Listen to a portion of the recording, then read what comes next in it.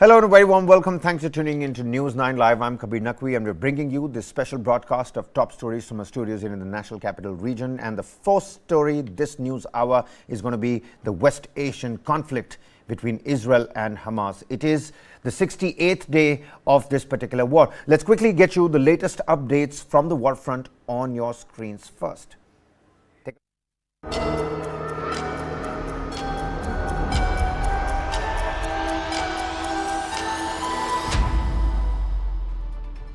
The following content may contain visuals that are disturbing, graphic, or sensitive in nature.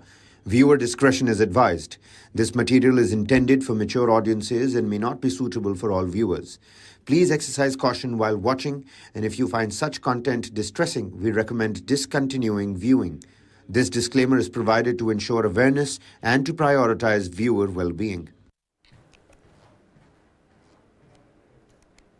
Well, take a look at the latest updates coming from the war front on your screens first. Now, the United Nations General Assembly, it had voted to demand a Gazan ceasefire, 153 votes in favor, India in favor of this new resolution. Meanwhile, 3/4 of the members backed the move, 153 for the move, for the motion, 20 against it, 10 abstentions. Meanwhile, Biden has warned Israel that it is losing support by its indiscriminate bombing of the Palestinian enclave. Israel, meanwhile, continues to pound areas in central Gaza and the enclave's south. Several casualties being reported from Khan Yunis and Rafah. Meanwhile, Israel begins pumping seawater into the Hamas tunnels, according to various US media reports as well. Will it be successfully able to flush out the Hamas terrorists? That is something that has to be seen. A lot of criticism on that front as well. Even as 18,412 people have been killed in the Gaza war, almost 50% of this death toll being children.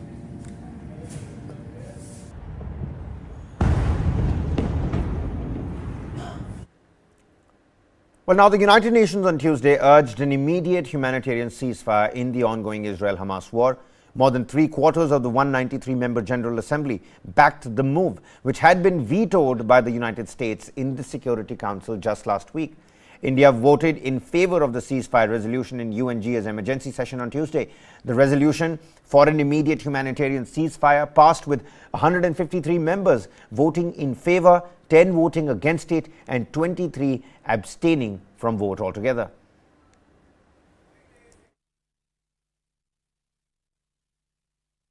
I used my recent attendance at the Doha Forum and every other platform I can to encourage cooperation among states with the same singular goal in mind: to make peace for all.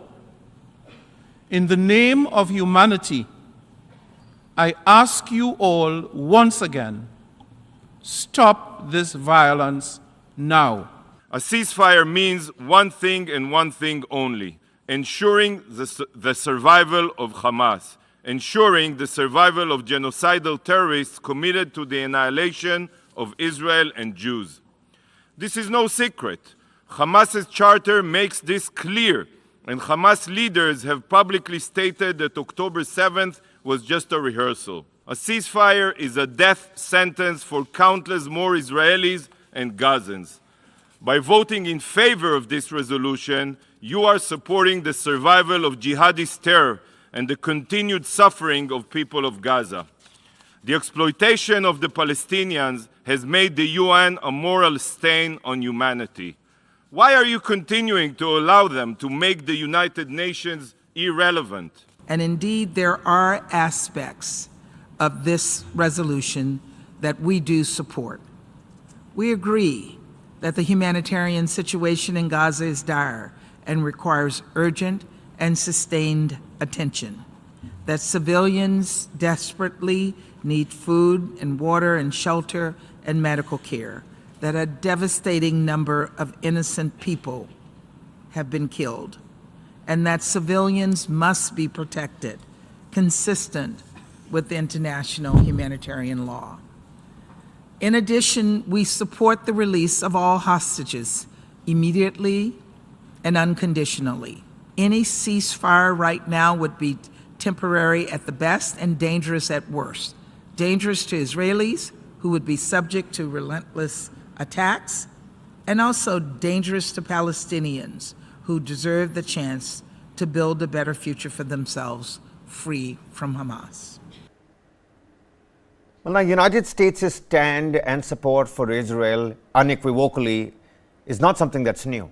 But United States' President Joe Biden coming out with his harshest critique of the Israeli Prime Minister yet. He's warned Israeli Prime Minister Benjamin Netanyahu, stating that Israel risked losing support from the international community due to its indiscriminate bombing of the Gaza Strip. Now, while addressing a 2024 re-election campaign fundraiser in Washington, Joe Biden emphasized that Israelis can't say no to a Palestinian state and urged Netanyahu to avoid repeating mistakes made by the United States after 9/11. Now, drawing parallels with the US war in Afghanistan, he remarked, "There's no reason we did so many of the things that we did." Now, Biden characterized Netanyahu's government as the most conservative in Israel's history and urged him to change this government, specifically signaling out Itamar Ben-Gvir, the far-right national security minister who opposes a future of a two-state solution. These remarks from Biden coincided with increasing pressure from other Western governments calling for a halt to the relentless Israeli attacks across the Gaza Strip.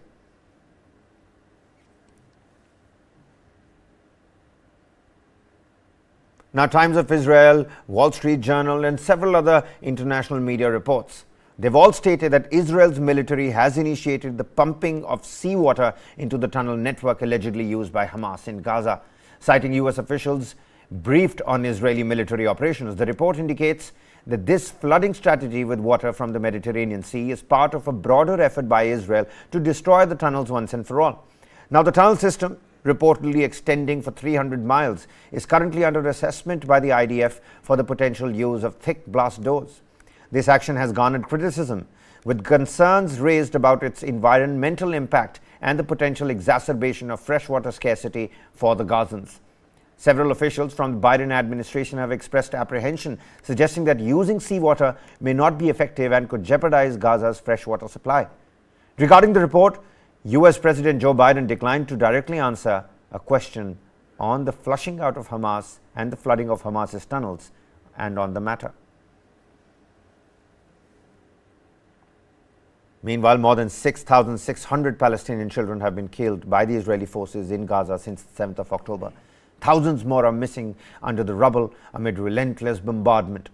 Many of these children are now under the guardianship of distant relatives, friends, or even strangers, facing a reality where their lives are forever altered.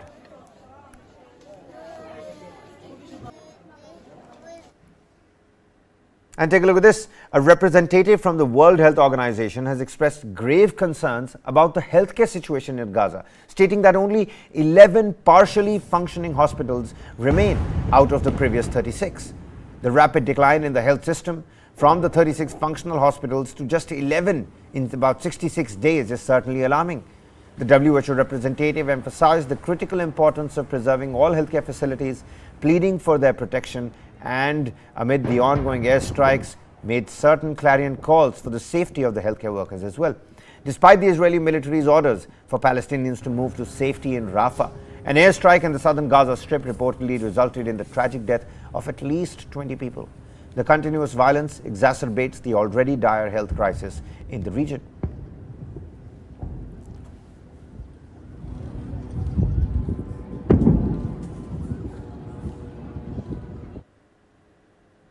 But take a look at this, a story with a little bit of a personal touch here.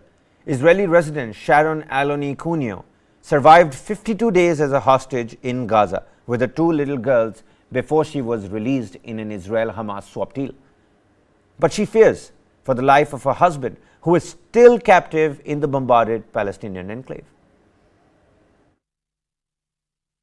Sharon Aloni Cuneo, along with her two young twins, spent a harrowing 52 days as a Hamas hostage in the Gaza Strip. And in the first interview since her release, she told Reuters her thoughts were now with her husband, David, who is still held captive. 3 days before we were released, they separated David from us. They took him into a different hiding place. And since then, I don't know what is happening to him. The girls are torn. I'm torn. He's been my partner for 10 years. He's my other half and the love of my life. He's the father of my girls who are asking every day, "Where's Daddy? Where's Daddy?" I need to explain to them that he is still there. Aloni Cuneo was one of 240 people taken hostage on October 7th by Hamas gunmen, who burst through the border with Israel and killed 1,200 people. The militants who attacked her kibbutz set fire to her house and took her away at gunpoint after she climbed out the window. She was taken across the border with her husband David and one of their twins. Their second daughter was held separately in Gaza for 10 days before they were reunited in captivity. Every minute we're waiting is like a Russian roulette. Will they live through the day or not? And the conditions are difficult. Conditions that no one needs to live in, especially not children or adults without medicine. We saw that many have already lost their lives in captivity, so each moment is critical. And we need to do everything to put the aim of releasing all hostages prior to anything else. Aloni Cuneo said her group of hostages were held above ground and moved a few times. But with memories still raw and with her husband still inside, she declined to go into details. A 7-day truce saw more than 100 hostages released. The rest are still being held as Israel bombards Gaza, vowing to take out Hamas. According to local health authorities, more than 18,000 people have been killed in Gaza since the start of fighting. Now back at home with her twin 3-year-olds, Julie and Emma, Aloni Cuneo pleads for the remaining 137 hostages to be freed. There's a lot of families without a father, without a daughter, without a brother, without a grandfather, grandmother, mother. Everyone it's like 138 families there. That needs to come back now. You have to do everything you can to bring them back now. Meanwhile, the IDF announced that its troops recovered the bodies of 2 hostages seized by Hamas gunmen on the 7th of October. Eden Zakaria, 27 years old, is one of the people captured at the Nova Music Festival in Riyadh, just outside Gaza, and was found by the Israeli forces inside the Gaza Strip. Chief military spokesperson Rear Admiral Daniel Hagari said that the body of Warrant Officer Ziv Dado was also found in Gaza during the fighting with Hamas terrorists. IDF Special Forces recovered the bodies of 2 Israeli hostages during a complex hostage rescue operation in Gaza. 27-year-old Eden Zakaria, who was taken hostage by Hamas from the Nova Music Festival, and 36-year-old Command Sergeant Major Ziv Dado, who was taken hostage while on active duty. Sadly, we did not reach them in time. Our special forces located the bodies of the hostage inside an underground infrastructure in a densely populated area in Gaza. Hamas is holding our people hostage in brutal conditions while hiding among and under the people of Gaza. Among and under the people of Gaza. This makes our hostage rescue operation in Gaza complex, but it will not deter us from our mission, our duty to rescue our hostages from Hamas. And it seems like the IDF spokesperson wasn't really mincing his words. Amid Israeli airstrikes in Rafah, take a look at this. Children and women were evacuated while others searched through rubble for the survivors. Bombardments intensified in Khan Yunis and Rafah in the south portion of the Gaza Strip, with Israel escalating airstrikes from air, sea and land.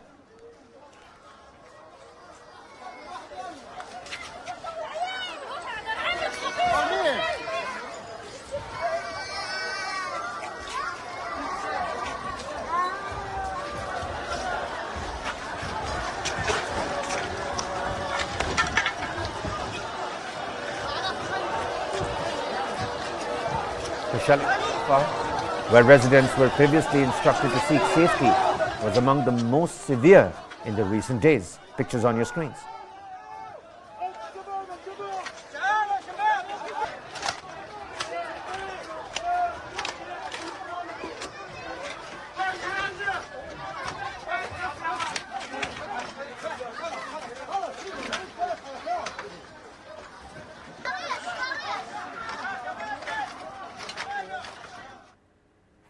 Meanwhile, it's not as simple for Israel or the United States because you have a double-pronged war. You have to take a look at Lebanon on the northern front as well, and Houthis in Yemen as well. And Yemen's Iran-aligned Houthis have clarified on Tuesday that they carried out a military operation against the Norwegian commercial tanker Stridna in its latest operation to protest against Israel's bombardment of Gaza.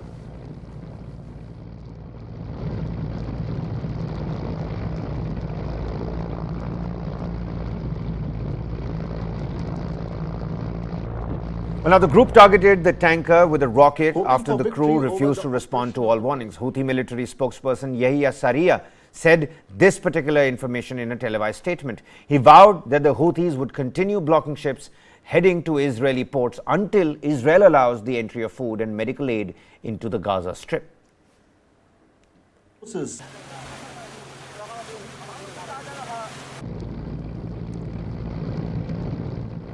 Hoping for victory over the oppression of the Palestinian people who are currently being subjected to killing, destruction and siege in the Gaza Strip. And in response to the calls of the free people of our great Yemeni people and the people of our nation. The naval forces of the Yemeni armed forces carried out a qualitative military operation against the Strinda ship belonging to Norway that was loaded with oil and heading to the Israeli entity. It was targeted with a suitable naval missile. During the past 2 days, the Yemeni armed forces succeeded in preventing the passage of several ships that responded to the warnings of the Yemeni naval forces. Yemeni forces did not resort to targeting the Norwegian ship loaded with oil until its crew rejected all warning calls. The Yemeni armed forces will not hesitate to target any ship that violates what was stated in the previous statements. The Yemeni armed forces confirmed that they continue to prevail all ships of all nationalities heading to Israeli ports from navigating in the Arab and Red Seas until they bring in the food and medicine that our steadfast brothers in the Gaza Strip need. God is the witness for my words. Well, we're going to shift our focus to some top global developments. Before that, slipping into a quick break here. In the meantime, climate change is a global challenge that transcends national borders as well. And in light of the persistent worries about climate change and a sustainable world, India has steadfastly committed to achieving both its long-term and short-term emission targets by 2070. Here's a promo. Take a look and we'll be back for more.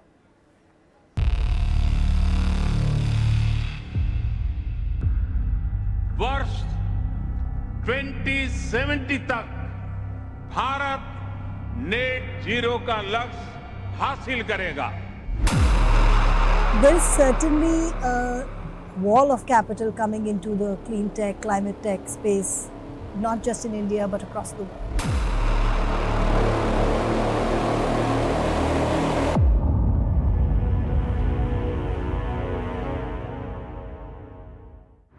This and more, streaming on world's first news OTT, News 9 Plus. Download now. Welcome back. You're watching News 9 Live and taking a look at some global developments and cutting across to Egypt first, where Egyptians have cast their ballots on the third and final day of the presidential election that is expected to give President Abdel Fattah al-Sisi a sweeping victory and a new 6-year term in the absence of real competition. The results are expected to come out on the 18th of December. Meanwhile, the election, which began on Sunday, is Sisi's third since taking power after the 2013 overthrow of Egypt's first popularly elected president, Mohamed Morsi. Now, Abdel Fattah al-Sisi is expected to win by a landslide, despite Egypt being gripped by various crises, including the Israel-Hamas war in the neighboring Gaza and the country's worst ever economic crisis.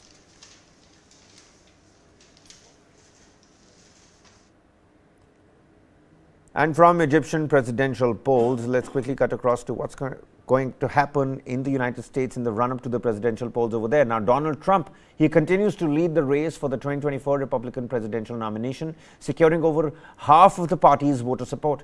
This, according to a recent opinion poll. Now, Trump has been twice impeached, tried to thwart the peaceful transfer of power after losing 2020 presidential elections, faces scores of charges in multiple criminal cases, and as critics warn, he is plotting to rule as an autocrat. Yet, he could still return to the White House, and here's why. The election of 24 is the single most important election in the history of our country. Former U.S. President Donald Trump has been impeached twice, tried to thwart the peaceful transition of power after losing in 2020. We will never concede. And faces scores of charges in multiple criminal cases. I am being indicted for you. But with less than a year to go until the U.S. election, make America great again.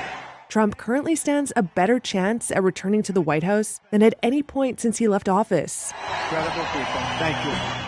He leads his rivals for the Republican presidential nomination by nearly 50 points in national opinion polls. Here's 4 reasons why he could win the November 2024 election against Democratic incumbent Joe Biden. The White House argues the economy is in good shape. Unemployment is down to a near historic low of 3.9%, compared to 6.3% when Trump left office. Inflation is cooling. But with wages not keeping up to the cost of essential goods and services, many voters don't believe it. And opinion polls show voters by a large margin see Republicans as better stewards of the economy. Trump also speaks to the worries, real or not, that many white Americans have in a country that's becoming more diverse and culturally progressive. There's a sense that some of the key benchmarks of American life, owning a home, a decent wage, and a college education, are becoming further from reach. Polls show voters are worried about crime and nervous about the flow of migrants crossing the U.S.-Mexico border illegally. Trump is adept at harnessing those fears. Democrats and critics in Trump's own party argue he's unfit for office. But at least half of Republicans surveyed by Reuters Ipsos earlier this year said they would have no problem voting for Trump even if he were convicted of a crime. The former president can also point to his time in office and argue the machinery of government largely functioned, if at times chaotically. Despite heavy government investment in infrastructure, clean energy, and chip manufacturing, the White House has not been able to persuade much of the public that Biden's job creation policies have made a difference to their lives. There are also 2 foreign wars dividing Americans. Trump's America First message could resonate with voters wary of more involvement in Ukraine or Israel. I could be dictator again. But Trump does remain deeply unpopular in many parts of the country. And his fiery rhetoric could turn off moderate Republicans or independent voters. If he becomes the nominee, it could also provoke a high turnout for Democrats against him. Next up, cutting across to the United Kingdom, where Prime Minister Rishi Sunak has staved off a revolt, well, for now, with key vote win in the British Prime Minister's emergency bill to revive his plan to send asylum seekers to Rwanda, which has avoided a defeat in the parliament on Tuesday. Now, it has survived a rebellion by dozens of his lawmakers that had said it has laid bare his party's deep division lines out in the open. Here's a report to take a look for a better understanding. British Prime Minister Rishi Sunak narrowly survived a revolt from within his own party in Parliament on Tuesday as his emergency migrant bill passed a key vote. About 24 of Sunak's own Conservative lawmakers abstained from voting on his plan to send asylum seekers to Rwanda, laying bare his party's deep divisions. Order! Order! The ayes to the right, 313, the noes to the left, 269. So the ayes have it, unlocked.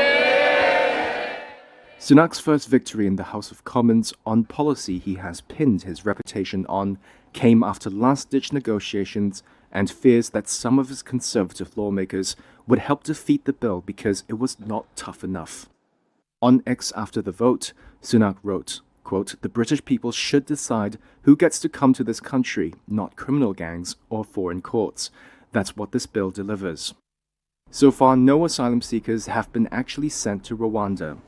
The new law was proposed after the UK Supreme Court ruled last month that the plan was unlawful, as it would break agreements on human rights. Sunak responded to the ruling by forging a new treaty with Rwanda and proposing the bill, a piece of emergency legislation designed to override legal obstacles that would stop deportations. Moderate conservatives say they will not support the draft law if it means Britain breaching its human rights obligations, while right-wing politicians say it does not go far enough to stop migrants from making legal challenges to prevent being deported. The bill still faces what's likely to be strong opposition in the House of Lords, and the dozens of right-wingers who abstained from voting Tuesday may continue to try and make the bill tougher along the way. And take a look at this. In a shocking incident, a far-right Polish lawmaker extinguished Hanukkah candles using a fire extinguisher during a parliamentary event with the Jewish community. A far-right Polish lawmaker used a fire extinguisher to put out Hanukkah candles in the country's parliament on Tuesday. It happened during an event with members of the Jewish community. As Grzegorz Braun extinguished the flames, a woman asked the Confederation Party lawmaker what he was doing.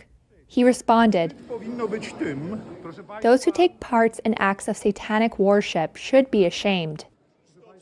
Afterwards, Braun took to the podium in the chamber, where he once again described Hanukkah as satanic and said he was restoring normality. Braun's actions have set off a firestorm of outrage. "This is unacceptable, and it must never happen again," said newly appointed Prime Minister Donald Tusk. "This is a disgrace." The incident took place just before a key vote on whether to approve Tusk. Speaker Szymon Hołownia excluded Braun from the sitting of Parliament and said he would inform prosecutors about his actions. He later said that Braun would lose half of his salary for 3 months and all parliamentary expenses for 6 months. Members of the Jewish community, including children, had gone to Parliament at Hołownia's invitation for annual Hanukkah celebrations. Those who were present during the incident reported difficulty breathing after being covered in powder from the extinguisher. Braun's Confederation Party won 18 seats in the October 15 election, less than expected. The party said in a post on social media platform X that it condemned Braun's behavior.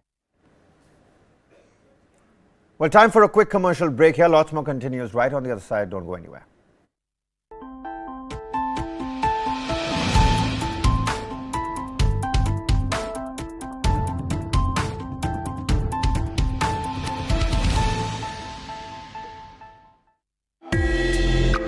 Currently, the industry is facing a lot of challenges as far as demand is concerned. Basically, the US markets has slowed down because of high inflation. So obviously, diamonds being a dream product, something which doesn't have a utility value or is seen as a luxury. So that obviously goes off your shopping list. That's the first item that will go off your shopping list, especially in recessionary trends. That lab-grown diamonds are not mined, and they do away with the entire mining. So they save up on all the environmental damage that is associated with mining, and of course, the mining cost, which is why they're even more affordable. People that is impacted by all these recessions are the artisans, are the people who work in this industry, right? But I think lab-grown diamond has allowed them to actually use their skills in the same product. This and more streaming on world's first news OTT, News 9+. Download now.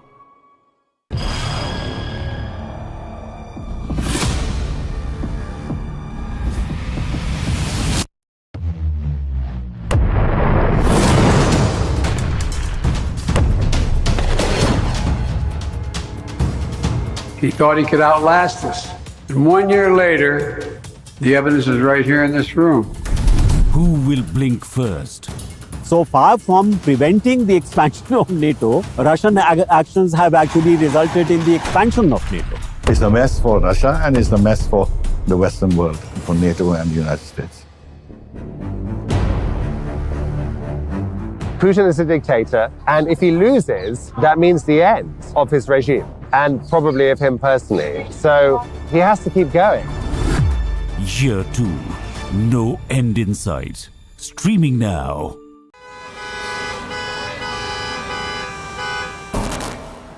Bangalore traffic is an example of something that has gone wrong with our system. We have more than 50 flyovers in Bangalore city. If flyover is a solution to traffic problem, Bangalore should not have traffic problem. According to TomTom Traffic Index 2022, Bangalore is ranked as the second worst city in the world when it comes to traffic.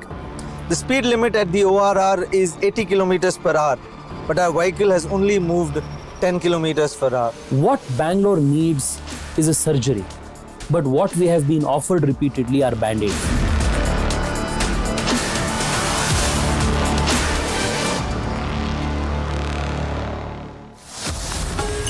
Only on the world's first news OTT. News 9 Plus, ahead of the curve.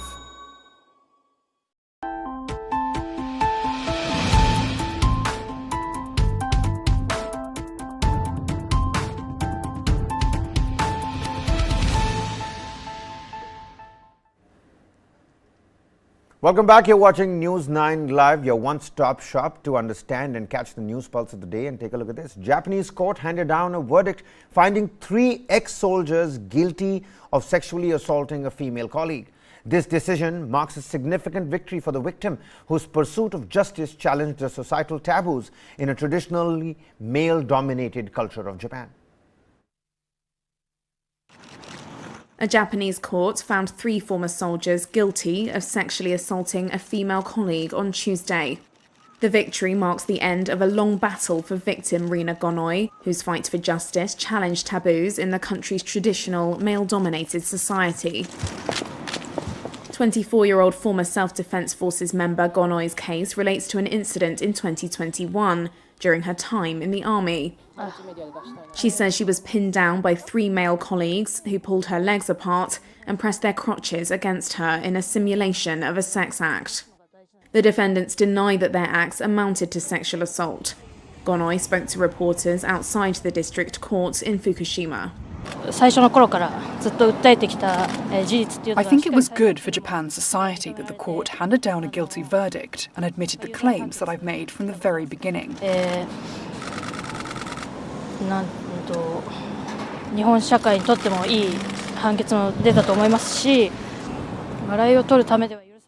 The verdict shows that it's not okay to do things for a laugh, that such acts are an actual crime. I hope the defendants think about what they did and reflect deeply on their actions. The men, aged from 29 to 31, seemed to show little expression as the judge read out his verdict. They were each given a suspended sentence of 2 years. Gonoi says she was subjected to persistent harassment after enlisting in 2020. She complained to her superiors at the time of the 2021 incident, but later decided to leave the army when no action was taken. Gonoi went public with her accusations in 2022, a rare move in Japan's conservative society, where speaking out against sexual violence has remained largely taboo. Japan's defense ministry then issued a public apology. The ministry also announced that 5 men connected to the incident had been dismissed and 4 others punished. It also began a widespread survey of harassment in the military and its linked entities, which found more than 1,400 complaints. Gonoi is also seeking damages for the alleged assault and the subsequent inaction despite her complaints, in a civil case against her former peers and the government. The cases come at an awkward time for Japan, which is trying to recruit more female soldiers into its forces and build up its military, an effort to deter an increasingly assertive China and nuclear-armed North Korea. Meanwhile, Ukrainian President Volodymyr Zelensky encountered reluctance from key Republicans regarding increased military support against Russia. Despite this, he secured a commitment from the White House affirming United States' backing. A year ago, Ukrainian President Volodymyr Zelensky received standing ovations in the U.S. Congress in his first overseas trip since Russian troops invaded his country. Ukraine is alive and kicking. He was seen as a fierce defender of an underdog nation that had stopped Moscow's mighty army at the gates of Kyiv. And Congress approved more than $110 billion in military aid. President Zelensky, But a year later, Zelensky is back in Washington, and he's running into a wall of partisan gridlock. Instead of addressing joint sessions of Congress, he met behind closed doors with lawmakers on Tuesday. Congress has approved no new assistance for Kyiv since a Republican majority took power last January. Republicans have been reluctant to sign off on a funding request from Democratic President Joe Biden. Republican House Speaker Mike Johnson said after meeting with Zelensky that Biden's administration must provide more detail about how the money would be used. What the Biden administration seems to be asking for is billions of additional dollars with no appropriate oversight, no clear strategy to win, and none of the answers that I think the American people are owed. Meanwhile, the clock is ticking down. The White House told Congress earlier this month the government will no longer have funding to provide more weapons for Ukraine after the end of the year. Democratic Senate Majority Leader Chuck Schumer said Ukraine needed the assistance as soon as possible. He needs the aid quickly. If we don't give the aid quickly, several things will happen. First, the military needs, but second, Europe and many other allies will say, what is going on here? They're not giving them the aid. Thank you. There are just 3 days before Congress recesses for the year on Friday, and Republicans in the House have refused to pass a spending package that contains $61.4 billion in Ukraine aid, unless it also includes funding to stop migrants from crossing the southern U.S. border. Bolstered by billions of dollars in U.S. arms, humanitarian aid, and intelligence, Ukraine was able to fend off Russia's initial attempt to sweep the country. But Kyiv failed to break through Russian defensive lines in a major counteroffensive push this year, and Russia is now on the offensive in the east. Now, Ukrainian President Volodymyr Zelensky and the U.S. Secretary of Defense Lloyd Austin, they joined forces to address a critical issue as well. The Biden administration has cautioned Congress about the repercussions of not renewing military aid to Ukraine, highlighting the potential for this failure to tip the scales of Russia's favor, posing significant national security risks for the West as well. Now, proposed aid package for Kyiv remains stalled by congressional Republicans, promoting warnings from the White House that without swift action, Ukraine could face a depletion of previously allocated aid by this year's end, just as it's bracing for another challenging winter ahead.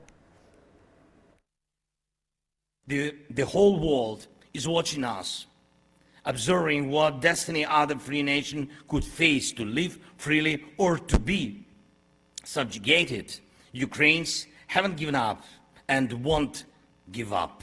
We know what to do, and you can count on Ukraine, and we hope just as much to be able to count on you. When the free world hesitates, that's when dictatorships celebrate and their most dangerous ambitions ripen.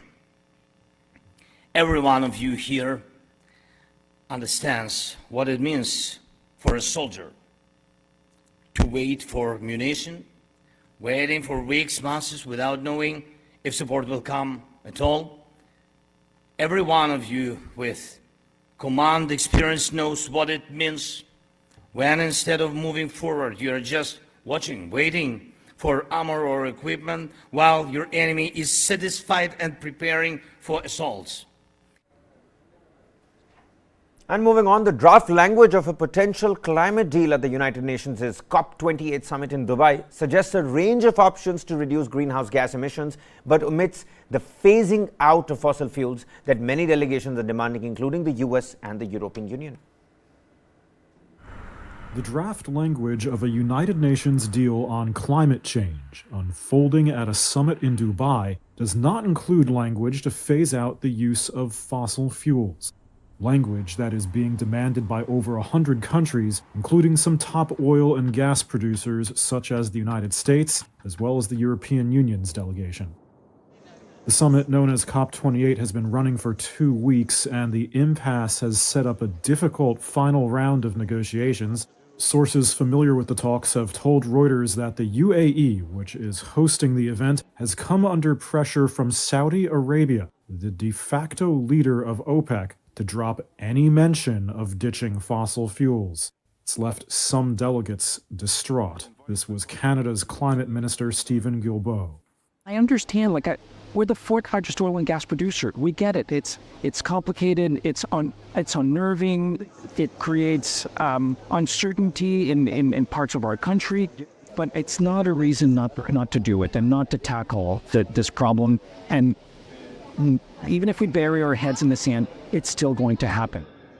Some young activists used hot air to push the conference to act. These balloons spell the word Yalla outside the venue, meaning let's go in Arabic. A Saudi government spokesperson did not respond to a request for comment.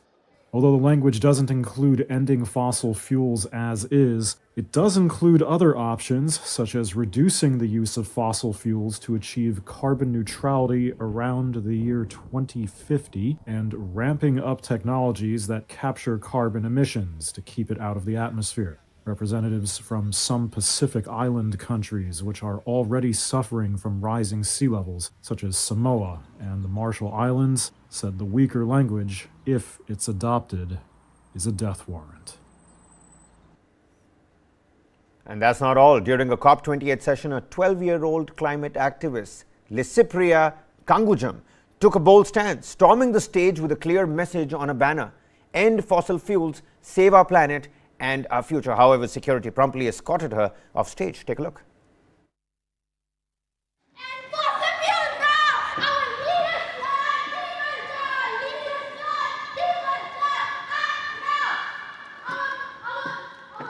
The security will come.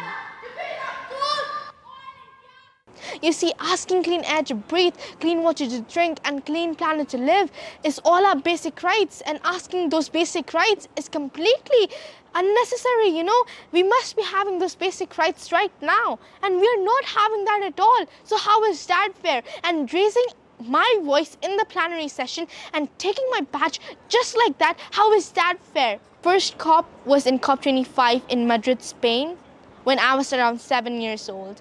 And it has been 5 years from then. And there has been no concrete action from our world leaders, and our world leaders keep on firing our planet, keep on destroying our planet and our future. Well, our Bosnian towns have topped the world air pollution charts for at least a few days in December.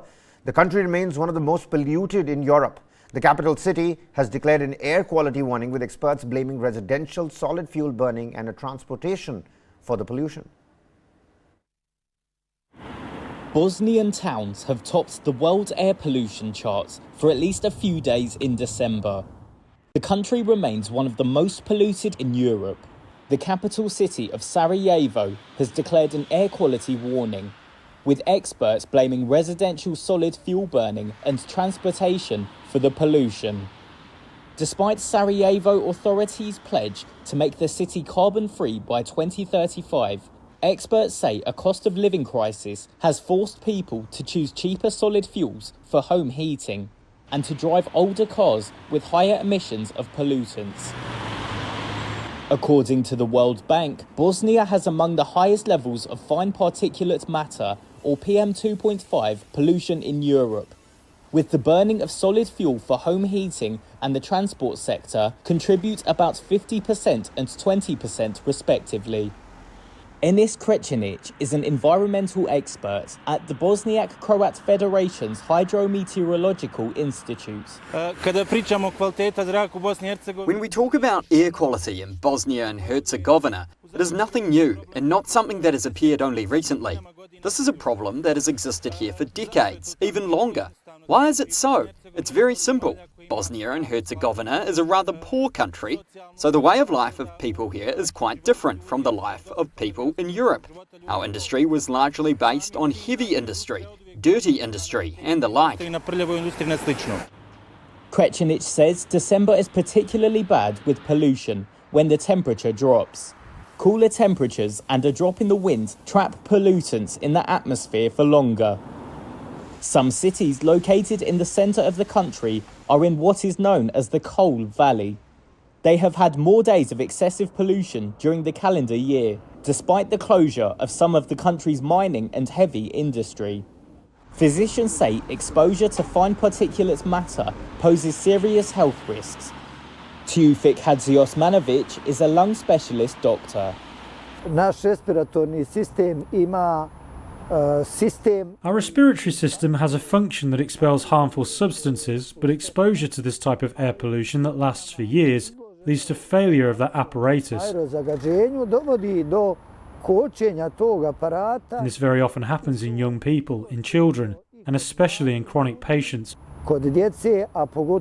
which then again leads to the formation of exacerbations of chronic obstructive pulmonary disease.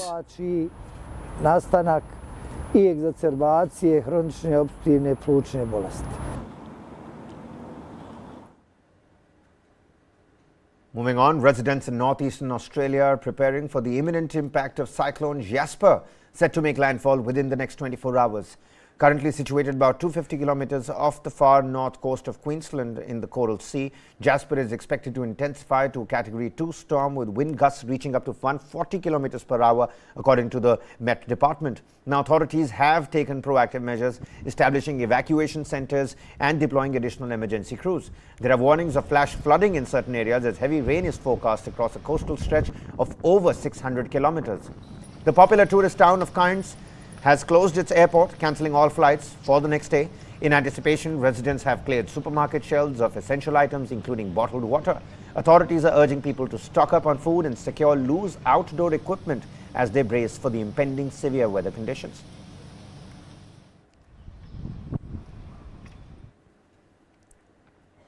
And some top global entertainment stories. The remaining two members of the K-pop supergroup BTS, Jimin and Jungkook, arrived at a military camp in Yeoncheon on Tuesday, joining the other five already serving their mandatory military service. Now, several vehicles believed to be carrying members Jimin and Jungkook were seen entering the camp, where banners and posters were put up right outside by fans carrying messages of support. A bus parked nearby was wrapped with a photo of Jimin and a message to encourage him. Now, the seven-member band's leader, RM and vocalist V, started their military service on Monday. That was the 11th of December. Jin, the oldest member, joined the army last December, followed by J-Hope in April and Suga in August.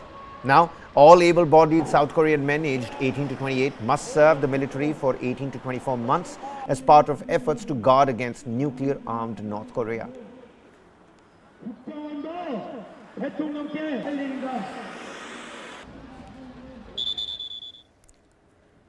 And moving on, in a tragic development, and to all those Brooklyn Nine-Nine fans out there, two-time Emmy-winning actor Andre Braugher, renowned for his roles in Brooklyn Nine-Nine and Homicide, Life on the Street.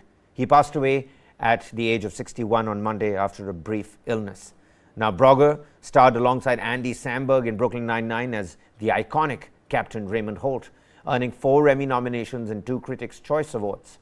Born and raised in Chicago, Braugher leaves behind his wife, actress Amy Brabson, sons Michael, Isaiah, and John Weasley, brothers Charles Jennings, and his mother Sally Braugher.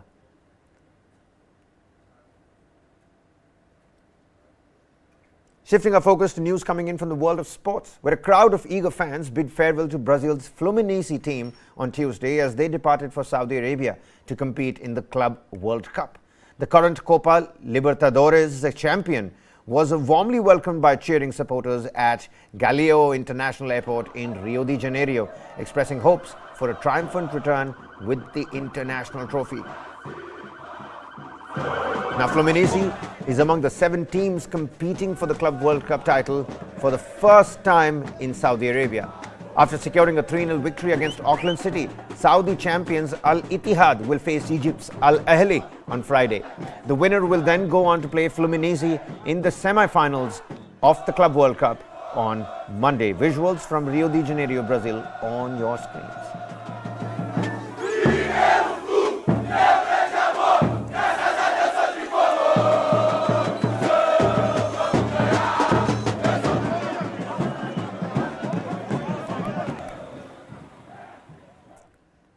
And from Brazil, let's cut across to Ivory Coast, where the country proudly revealed its new sports and road infrastructure, showcasing upgraded stadiums and facilities in anticipation of the upcoming Africa Cup of Nations. Now, this marks a significant response to earlier critiques regarding inadequate facilities for the tournament's first-time host. Ivory Coast is gearing up to host the 34th edition of the Africa-wide soccer competition from the 13th of January till the 11th of February. Now, the government's commitment to the event is evident in the construction of 4 new stadiums and the renovation of 2 existing ones in key cities such as Abidjan and Yamoussoukro, with an investment exceeding about $1 billion. Notable enhancements include new highways and upgraded accommodations to efficiently cater to the influx of fans from 24 participating countries. Now, these strategic developments aim to position the country as a regional hub for major events post the tournament. However, some voices caution the importance of ongoing maintenance to prevent the facilities from falling into disrepair, a common challenge faced by other nations following major events. Meanwhile, shifting our focus, ladies and gentlemen, to some tech and artificial intelligence and animation gaming domain as well. Epic Games, the creator of Fortnite, it has emerged victorious in its high-stakes antitrust trial against Google. The trial alleged that Google's Play app and the application store operated as an illegal monopoly.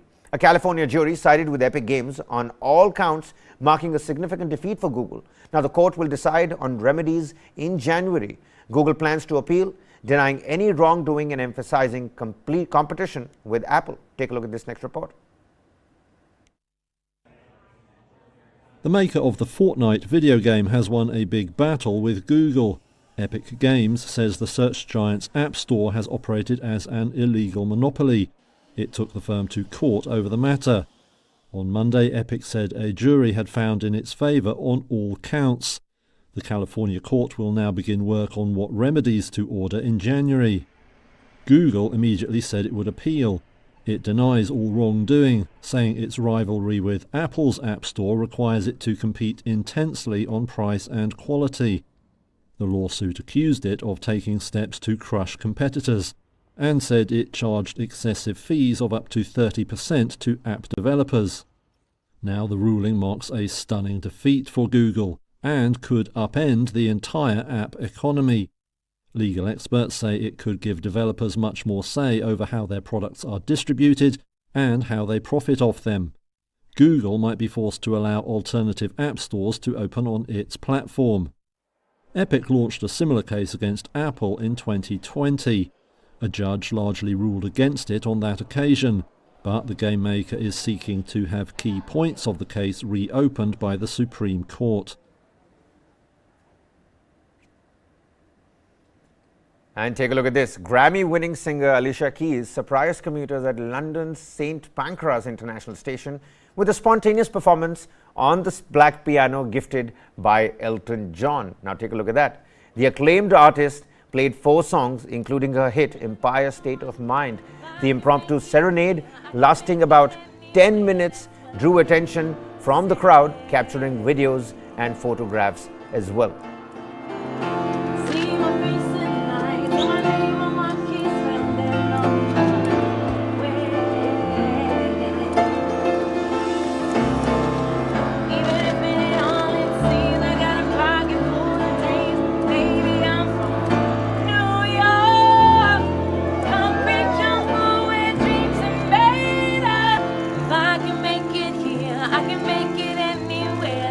Now, Keys had been in London to headline a concert at the O2 Arena over the weekend. She has also been nominated for the 66th Grammy Award for the Best Immersive Audio Album for The Diary of Alicia Keys.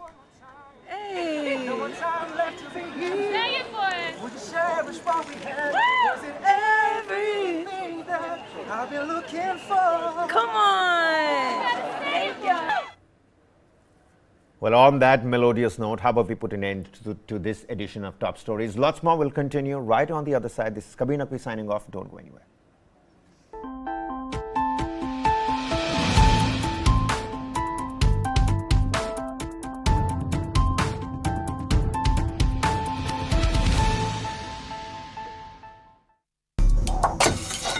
China won't let us rest easy on our borders, but they will keep flooding our markets. What does Xi Jinping